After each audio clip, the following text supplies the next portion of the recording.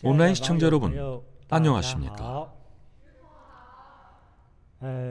오늘도 부처님의 경지를 탐색하다를 이어서 하겠습니다. 지난 부처님의 경지를 탐색하다에서 아사세왕에 관한 이야기를 했습니다. 아사세왕이 파사의 광을 공격했었죠. 파사의 광의 나라를 공격했습니다. 파사의 광은 아사세왕의 외삼촌이었습니다. 기억하십니까? 오늘은 아사세왕에 관한 신기한 일화를 이야기해 보겠습니다. 아사세왕이 살던 나라의 이름은 마갈타국이었습니다. 마갈타국. 아사세왕의 부처는 빈파사라 왕이었습니다. 지금부터는 늙은 왕이라고 부르겠습니다. 어차피 아사세가 나중에 왕이 되기도 하고 빈파사라 왕의 이름이 길고 복잡하니 쉽게 늙은 왕이라고 칭하겠습니다. 이 늙은 왕이 비교적 젊었을 때 당시 왕의 부인이었던 왕후는 위제이 왕후였습니다. 여기서는 그냥 왕후라고 부르겠습니다. 왕과 왕후가 혼인한 뒤 몇 년 동안 아이가 생기지 않았습니다. 위제이 왕후의 회임 소식이 들리지 않았죠. 마음이 급해진 왕과 왕후는 온갖 의원과 약을 다 동원해봤지만 소용이 없었습니다. 사람은 원하는 것을 얻지 못하면 조바심이 나게 마련이죠. 특히 주위를 둘러보니 아이를 원치 않았는데도 임신이 돼서 낳는 부부들이 허다한데 본인들은 원해도 낳을 수가 없었죠. 임신이 되지 않았습니다. 사람 힘으로 안 되면 신을 찾습니다. 이 늙은 왕은 자기 나라에서 신선이라고 불리는 브라만 수행자들 중에서도 운명을 잘 읽는 사람을 모셨습니다. 이 수행자가 운명을 점쳐보더니 꽤 정확한 점괘를 내놨습니다. 훗날 두 분 사이에 아이가 생길 것이고 아들이 태어날 것이니 왕위를 이을 수 있습니다. 다만 그 영혼은 아직 전생의 몸으로 살고 있습니다. 아직 살아있다고 했소. 대체 어떤 사람이고 또 신분은 무엇이오? 수행자는 다시 눈을 감고 점쳐보더니 이렇게 말했습니다. 여기서 멀지 않은 산속에서 수행하는 수행자입니다. 수행자라고 했습니다. 당시 수행자는 모두 브라만이었지 않습니까? 수행을 꽤 오래 한 분입니다. 3년은 지나야 왕생할 것이니 왕후께서는 아무리 빨라도 3년은 지나야 회임할 수 있습니다. 늙은 왕은 마음이 조급해졌습니다. 그래서 운명을 점치는 수행자에게 물었습니다. 그 사람을 빨리 죽게 할 방법은 없소? 그럼 아이가 빨리 생길 것 아니오? 저는 운명을 볼 뿐이고 그마저도 쉽지 않습니다. 그의 생명이 다하는 시간을 제가 좌우할 수는 없습니다. 구체적으로 어느 산이요? 수행자는 산의 위치와 생김새 그리고 기거 중인 동굴을 알려줬습니다. 왕은 자신의 신복들에게 비밀리에 명령을 내렸습니다. 그 사람을 찾아가 얘기해봐라. 우리가 아들을 빨리 가져야 하는데 아직 그 사람이 죽잖아. 태어나지 못한다 하니 조금 일찍 죽을 수 없는지 말이다. 어느 누가 빨리 죽어달란다고 죽어주겠습니까? 게다가 수행 중인 사람이었죠. 비록 속세에 살고 있진 않지만 어쨌든 살아있는 사람 아닙니까? 저는 수행 중입니다. 아직 마지막 관문이 남았습니다. 죽으란다고 죽어야 합니까? 자연스럽게 죽어야 그것이 왕생이지요. 국왕의 명령이다. 국왕의 나라에서 사는 한 우리는 모두 국왕의 사람이다. 그래도 안 됩니다.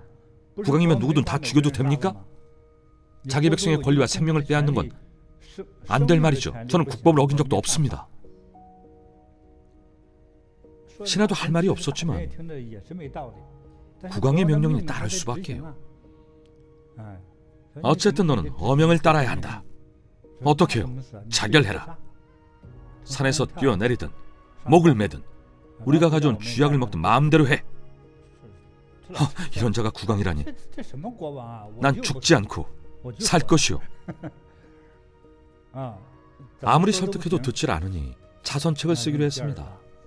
그 자리에서 단칼에 그 수행자를 죽였습니다. 오랜 수행 중이던 수행자를 죽인 거죠.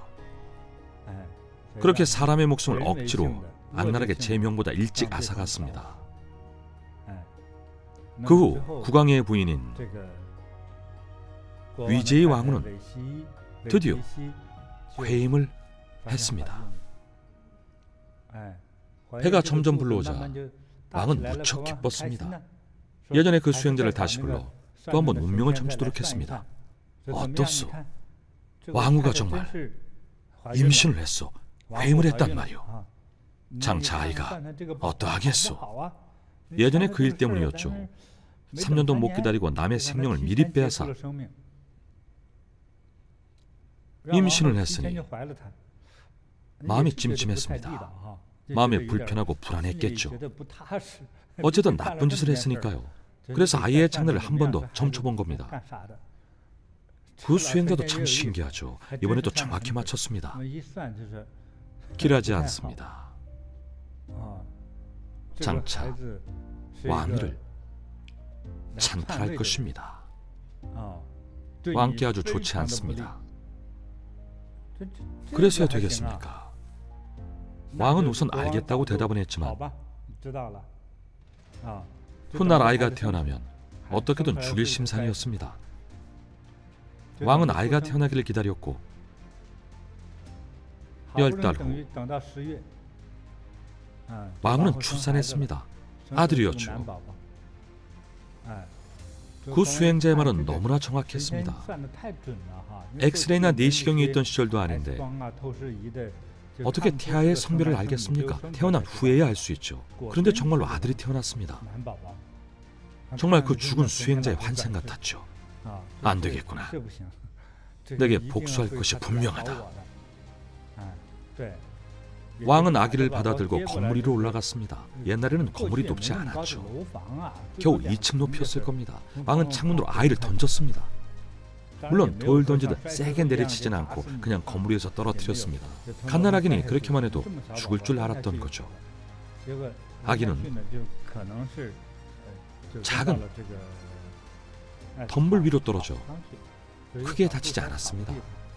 새끼손가락 하나만 부러졌을 뿐 다른 곳은 전혀 다치지 않았습니다. 영이 길었던 거죠. 아기도 크게 놀랐을 겁니다. 몽롱한 와중에도 영혼의 불안감을 느꼈겠죠. 아기는 큰 소리로 울기 시작했습니다. 하인과 나인들이 재빨리 아기를 안아 올렸습니다. 왕후가 말했습니다. 어찌 아이한테 이러십니까? 전생에 어떤 사람이었던지 지금 그게 무슨 상관입니까? 왕과 왕후는 다투기 시작했습니다. 얼마나 귀엽고 가련합니까? 애가 얼마나 놀랐겠어요. 둘은 그렇게 계속 다퉜습니다. 그래도 자기 자식 아닙니까? 왕도 마음이 약해졌죠. 정말 가여운 일이로다. 다 큰 아비가 자식을 다치게 하다니. 잘 키웁시다. 하지만 아이가 커가는 과정에서 늘 지켜보며 죽이고 싶은 생각이 들었죠. 마음속에 불안함이 남아있으니까요. 하지만 늘 아이에 대한 죄책감도 있었기에 오히려 더 잘해줬습니다. 왕후도 아이를 각별히 보호했죠. 이 아이가 바로 아사세왕입니다. 불교에는 오역제라는 것이 있습니다. 오역제란 무간지옥에 떨어지는 5가지의 큰 죄를 말합니다. 첫째, 어머니를 죽이는 것. 둘째, 아버지를 죽이는 것. 셋째, 아라한을 죽이는 것. 넷째, 부처님 몸에 피를 내는 것. 다섯째, 승가의 화합을 깨는 것입니다. 아사세는 차츰 장성했습니다. 옛날에는 결혼을 일찍 했죠. 13, 14세가 되면 결혼했습니다. 17, 18세가 된 후 17, 18세. 어느 날 아사세는 한 출가인의 꼬임에 빠졌습니다. 이 출가인은 제바달다였습니다. 제바달다라는 이름의 인물이었죠. 부처님에 관한 역사적 지식이 있는 분들은 다들 들어봤을 겁니다. 제바달다는 석가모니 부처님의 사촌이었습니다. 할아버지 계통의 아주 가까운 친척이었죠. 석가모니의 가족, 즉 석가족의 성을 가진 종친으로 신분이 아주 고귀한 황족이었습니다. 제바달다, 제바달다의 꼬임에 빠진 아사세는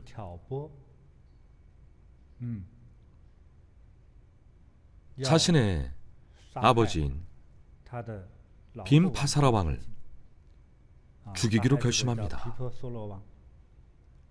어떻게 꼬드겼을까요?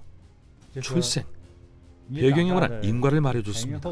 부모가 아들을 원했지만 몇 년이 지나도 아이가 생기지 않자 아이의 전생인 어느 수행자를 살해하고 아이가 태어나자 죽이려 했다는 이야기를 말이죠. 거짓말이 아니라 실제 일어난 사실이었습니다.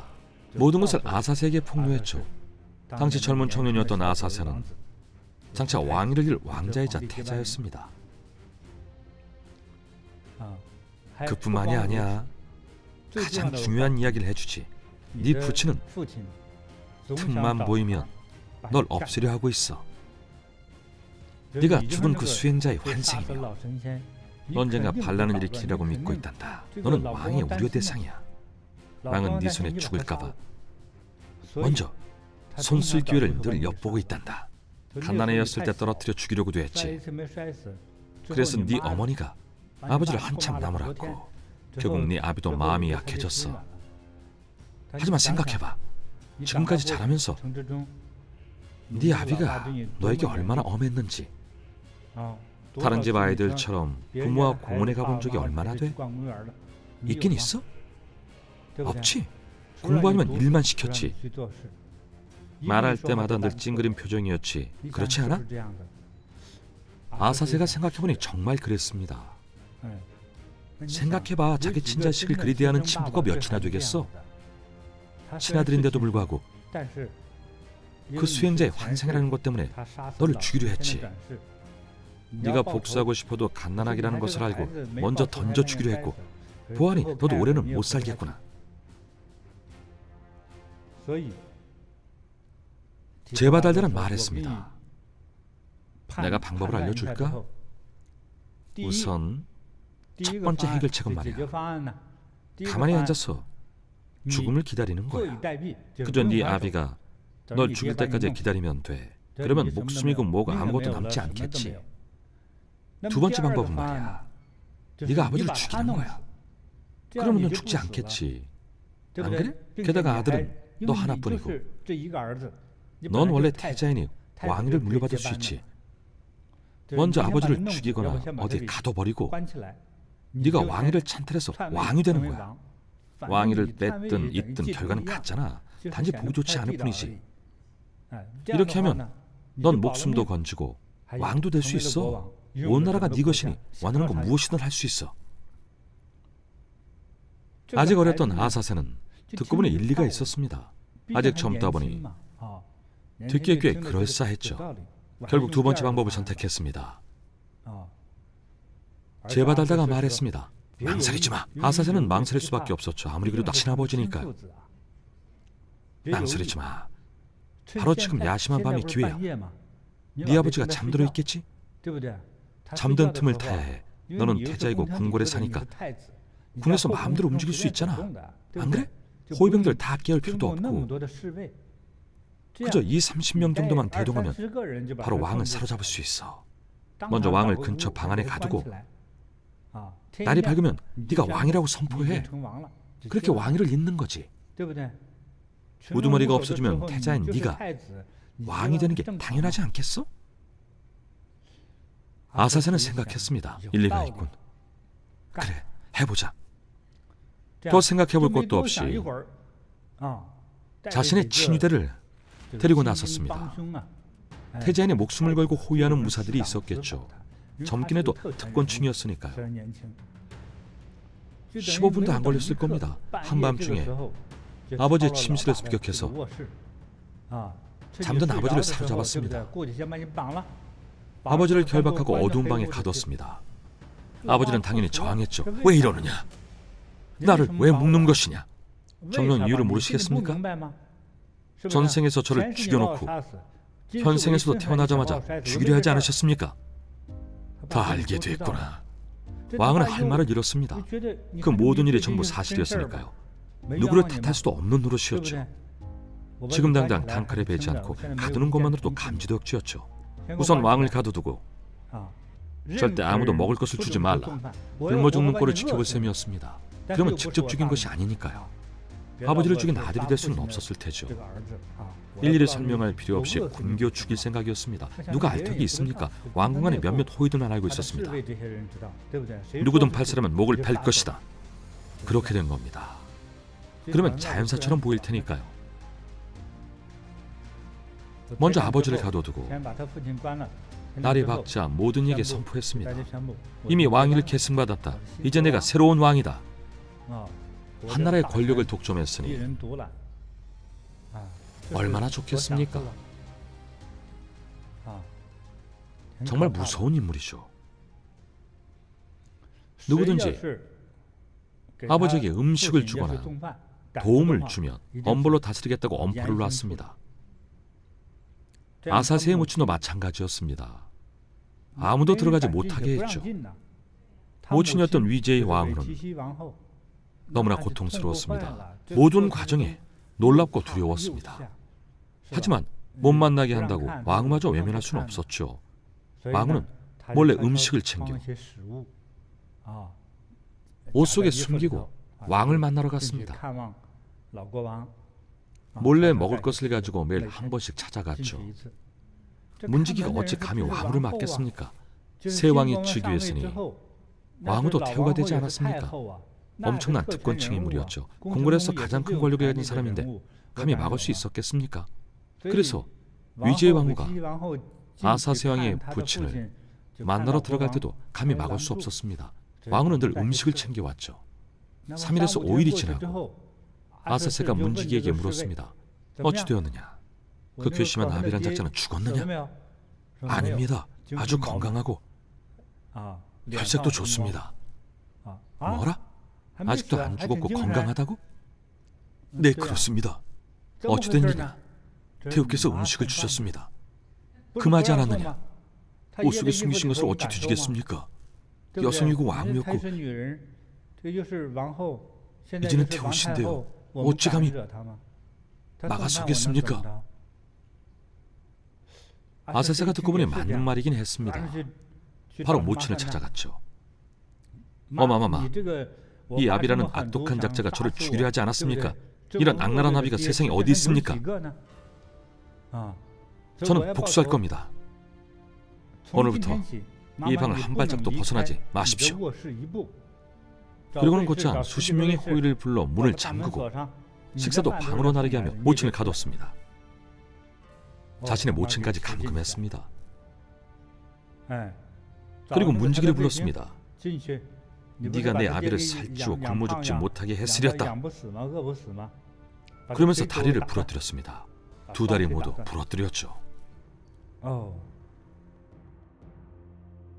태어날 때는 혼자이나 전생의 원한이 있으면 서로 같은 곳에 태어나서 보복하여 마지 않으며 그 악업의 종자가 다하기 전에는 서로 떠날래야 떠날 수도 없느니라.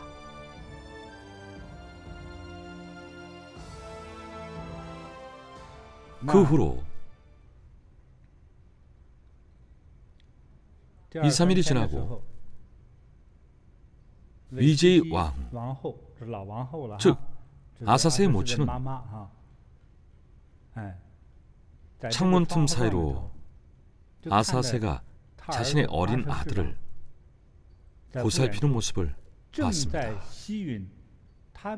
옛날에는 결혼을 일찍 했으니 아사세에게도 자식이 있었습니다. 아사세의 어린 아들의 손에도 아사세처럼 큰 종기가 생겼는데 하도 커서 의사도 어찌하지 못했죠. 아사세 왕은 자신의 입으로 아들의 피고름을 빨아내고 있었습니다. 고대에는 의료기술이 부족했고 소염제 같은 약도 없으니 입으로 고름을 빨아내 바닥에 퇴 뱉어낸 후 다시 빨아냈습니다. 위제의 왕후는 깜짝 놀라며 말했습니다. 아들아, 아사세, 나의 아들아, 예전 기억이 나는구나. 너도 어린 시절 그 손가락을 다치지 않았느냐? 다친 곳이 부어올라 안에 피고름이 가득했지. 그때도 너희 아버지가 직접 입으로 피고름을 빨아냈단다. 네가 보고 놀라거나 남이 보고 비웃을까 봐 차마 고름을 뱉지 못하고 뱃속으로 삼키셨단다. 아버지는 너를 사랑하고 있단다. 아들아, 분명 네가 오해한 것이다. 비록 과거 수행제 환생과 관련된 일이 있긴 했지만 아버지는 네가 커가는 동안 너를 많이 사랑하셨단다. 왕후는 몇 가지 예를 더 들었습니다. 네가 어렸을 적 생일에 아버지가 직접 명장을 불러 황금, 루비, 에메랄드를 섞은 왕관을 만들어주지 않았니? 또 좋은 스승들을 모셔와 가르치며 네가 현명한 왕이 되기를 바라셨다. 너에게 엄격하셨던 것은 네가 장차 한나라의 군주가 되기를 바라셨기 때문에 버릇없이 키울 수 없었던 게다. 가장 위대하고 강성한 왕으로 키우기 위해서 더욱 엄격한 현실을 겪도록 하신 거란다. 이런 엄한 교육은 우리가 상의한 일이었다. 나는 자애로운 어미로 사랑을 주고 아버지는 엄격한 아버지로서 세상을 책임지는 법을 가르치자고 하셨다. 아세스 왕이 듣고 보니 아버지 역시 자신의 피고름을 빨아낸 뒤 차마 뱉지 못했다는 이야기와 몇 가지 일화를 더 듣고 사실은 아버지가 자신을 아끼고 정말 잘 대해줬다는 것을 느꼈죠. 그게 정말입니까? 당연하지. 우리는 네 친부모가 아니더냐. 아들아, 삿대나 악귀에 씌었거나 누군가의 꼬임에 빠졌다 해도 아들이 제 아비를 죽이는 폐륜을 저질러서는 절대 안 된다. 하늘과 땅이 벌할 것이야. 아들아, 어서 참여하고 아버지를 풀어드려라. 네, 제가 잘못했습니다. 여봐라, 어서 아버지를 풀어드리라. 서둘러 아버지를 가두었던 옥문을 열자 아버지는 이미 감옥 안에서 굶어 죽은 상태였습니다. 이를 본 아사세 왕 역시 몸과 마음이 피폐해지고 극도의 불안을 느꼈습니다. 왕후가 말했습니다. 이를 어찌한단 말이냐. 네 손에 아버지가 죽고 말았다. 당시 아사세 왕의 마음도 이루 말할 수 없이 혼란스러웠을 겁니다. 각진, 우리도 한번 생각해 보세요. 이 일화를 듣고 마음이 복잡해지지 않았습니까? 네, 혼란스러웠겠죠. 후회스럽지만 이미 늦어버렸으니 자책과 원망으로 얼마나 고통스러웠을까요? 맞습니다. 마치 여러 종류의 물감과 여러 종류의 조미료를 한 입에 털어넣은 듯한 그런 쓰디쓴 느낌이 들었을 겁니다. 갈등, 충격, 죄책감, 부끄러움의 감정들이 섞여 마음이 얼마나 아팠겠습니까? 어찌됐든 제 손으로 아버지를 죽게 하지 않았습니까? 이런 식으로 왕이 될 줄은 몰랐을 겁니다. 어머니가 말했습니다. 사실 네 아버지와 이전에 상의했었다. 네가 18살이 되면 왕위를 물려주기로 했지. 너에게 왕위를 선양하려 했으니 며칠만 더 기다렸으면 되었을 것이다. 아들아, 너는 네 아버지의 마음을 조금도 헤아리지 못했구나. 사연을 듣고 나니 더욱 고통스럽습니다. 고통이 마음속에 불길처럼 번졌습니다. 결국 수치심을 이기지 못하고 그대로 쓰러졌습니다. 입안에 독창이 돋고 온몸에 독이 퍼졌습니다. 아무도 손쓸 수가 없었죠. 갑자기 그렇게 되어버렸죠. 며칠이 지나 독창에서 고름이 흘렀고 역겨운 악취도 풍겼습니다. 하지만 당시 의학 수준으로는 의사들도 방도가 없었습니다. 한나라의 왕이니 의사도 많았겠죠. 왕조였다고 해도 수많은 의사들을 추천했을 겁니다. 하지만 소개받은 의사들도 소용이 없었습니다. 당시 고대 인도에 브라만 수행자들도 많이 불러봤지만 역시 소용이 없었습니다. 그들을 모셔도 소용이 없었죠. 다들 두려움이 앞섰습니다. 그리고 다들 기다리기 시작했죠. 늙은 왕은 죽고 새로운 왕은 몸져 누웠으니 다 끝난 것 아닙니까? 보아하니 아직 어린 태자가 왕위를 잇는 수밖에 없었죠. 다들 후위를 도모하기 시작했습니다. 더는 희망이 없다고 느꼈던 바로 그때 누군가 나타났습니다. 바로 아사세왕과 아주 가까웠던 친척이자 의사였습니다. 황제의 주치 어이라고 하죠. 그 의사는 아사세왕과 매우 친하고 가까운 관계였습니다. 이름은 기바였습니다. 당시 신이라고 불리던 명의였죠. 하지만 그도 병을 고치지 못했습니다. 그 많은 의사들을 불렀지만 아무도 고치지 못했죠. 기바는 아사세를 꾸짖었습니다. 아사세의 잘못들을 나무랐죠. 한참 나무란 후 아사세가 말했습니다. 나도 잘못을 알고 있네. 그럼 참여하시게. 이미 뼈저리게 뉘우치고 있네. 뉘우치다 못해 일이 일어나지도 못하지 않은가. 게다가 이런 독한 병에도 걸렸지. 이제 죽을 날만 남았군. 둘은 많은 이야기를 나눴습니다. 아사세를 꼬드긴 인물에 대해서도 이야기를 했습니다. 바로 제바달다. 기바가 말했습니다. 정말 어처구니가 없군. 부자간 천륜을 이간질하다니. 자네는 왜 그런 헛소리에 넘어갔는가? 이 모든 문제와 자네의 병을 고칠 수 있는 분은 단 한 명뿐이네. 바로 석가모니 부처님이시지. 아사세는 대답했습니다. 난 안 가겠네. 죽으면 죽었지 못 가네. 왜 그랬을까요? 제바달다는 부처님을 해치려 한 사람입니다. 원래는 부처님의 제자였죠. 하지만 결국 당시 태자였던 아사세 왕자를 끌어들인 뒤 말도 안 되는 말로 꿰어서 석가모니 부처님을 불신하게 하고 자신을 믿게 만들었습니다. 내가 수행이 더 깊네. 내가 더 정진했지. 나는 법력도 있어서 자네를 보호할 수 있네. 이런 말로 꼬드겼습니다. 그렇게 제바달다는 당시 태자인 아사세를 꿰어내어 모반을 일으키게 한 뒤 부왕을 죽이고 아사세를 왕으로 만들었습니다. 더 강력한 정치적 지원을 받기 위해서였죠.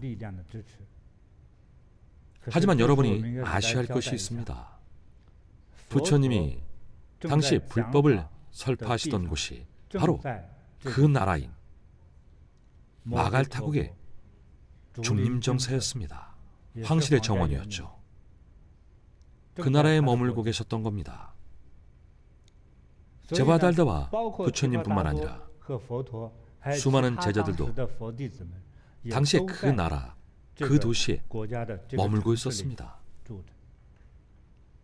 당시 부처님과 제자들을 본받고자 했던 인물과 대상은 나라의 최고 권력자인 국왕이나 왕자 또는 왕후 같은 인물이었습니다. 왕실의 사람들이었죠.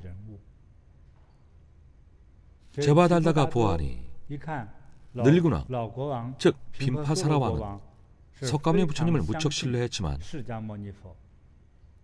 왕자는 아직 어렸기에 쉽게 꿰어낼 수 있었습니다. 제바달다는 자신의 종파를 세우기 위한 정치적 배경이 필요했던 겁니다. 자신에게 공양하는 제일 큰 공양주의자, 보호 세력이 되는 왕의 지원을 받게 되면 자신의 법과 이치를 전파하기가 훨씬 수월하지 않았겠습니까?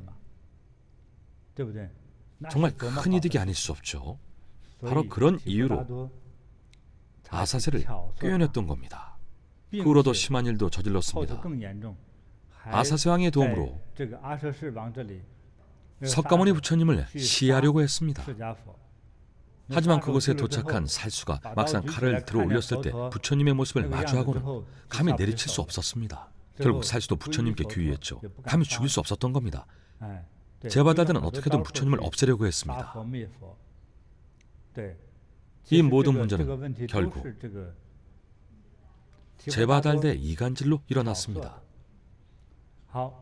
결국 명의인 디바의 권유와 설득 끝에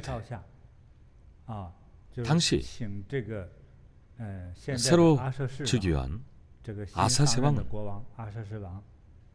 부처님을 뵈러 가기로 했습니다. 아사세 왕은 왜 그리 난처했을까요? 제바달대의 꾀임에 빠져서 부처님을 시해하는 것을 도왔으니까요. 그러니 무슨 낯으로 부처님을 뵙겠습니까? 걱정 말게. 위대한 부처님은 마음을 미리 꿰뚫어 보신다네. 자네 사정도 이미 다 알고 계시네. 지금 자네를 고칠 수 있는 의사는 없네. 그러니 자네가 살 수 있는 유일한 길은 부처님을 뵙는 것뿐이야. 그렇게 부처님을 찾아갔습니다. 아사세 왕이 부처님 뵐 것을 망설이고 있을 때 허공에서 이런 말이 들립니다. 아사세여, 망설이지 마라. 주변의 어리석은 신하들의 말을 들으면 안 된다. 부처님은 곧 멸도하시려 하며 세상의 등불은 곧 꺼지려고 한다. 그때가 되면 진리의 법은 점차 약해질 것이며 어둠이 세상을 덮을 것이다. 또한 사람들은 사악해지며 갈 곳을 모를 것이다. 너는 더 늦기 전에 빨리 부처님을 배워야 한다. 당신은 누구인데 모습은 드러내지 않고 소리만 들리는가? 아사세야, 나는 너의 아비인 빈파사라 왕이니라. 아사세 왕문 오역경 중에서.